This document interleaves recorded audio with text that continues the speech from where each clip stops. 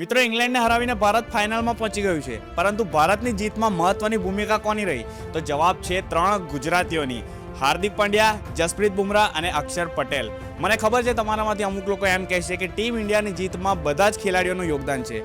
હા, હું માનું છું કે સંજુ સેમસનના 89 રન, ઈશાન કિશનના 39 રન, શિવમ દુબેના 43 રન. પરંતુ યાદ રાખો, ઇન્ડિયા આ મેચ ફક્ત બેટિંગ એફર્ટથી નથી જીત્યું. ઇન્ડિયા આ મેચ જીત્યું છે હાર્દિક પંડ્યાની એ પહેલી ઓવરના પહેલા બોલની વિકેટથી. ઇન્ડિયા જીત્યું છે અક્ષર પટેલના 3 કેચથી, જેમાંના 2 કેચ હતા જ નહીં, પરંતુ અક્ષર પટેલ એટલે કે બાપુના સ્ટ્રોંગ એફર્ટથી 1 કેચમાં કન્વર્ટ થઈ ગયા.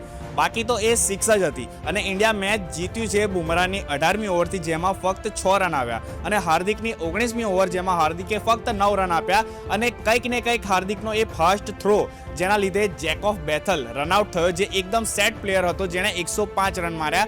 અને જો એ ક્રીઝ પર હોત તો કદાચ આપણે આ મેચ ના જીતતા. હું એમ નથી કહી રહ્યો કે ટીમ ઇન્ડિયાને ફક્ત આ 3 ખેલાડીઓએ જીત અપાવી છે, પરંતુ મારું કહેવું એમ છે કે આ 3 ગુજરાતીઓનું આ જીતમાં મહત્વનું યોગદાન છે. અને તમારે માનવું પડશે કે હાર્દિક પાંડ્યા, અક્ષર પટેલ અને બુમરાહની જોડી કમાલ છે, કેમ કે 2024ના T20 વર્લ્ડ કપના ફાઇનલમાં આ 3 હતા અને એ આપણે જીત્યા હતા.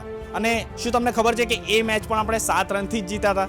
તો તમારું શું કહેવું છે? આ ત્રણેયની જોડી ફરી એકવાર અમદાવાદના નરેન્દ્ર મોદી સ્ટેડિયમમાં કમાલ કરશે કે નહીં, એ કોમેન્ટ સેક્શનમાં જરૂરથી જણાવો. અને હા, તમને ગુજરાતી હોવાનો ગર્વ હોય અને તમને વિશ્વાસ હોય કે ટીમ ઇન્ડિયા આ વર્લ્ડ કપ જીતશે, તો શેર કરો આ રીલને.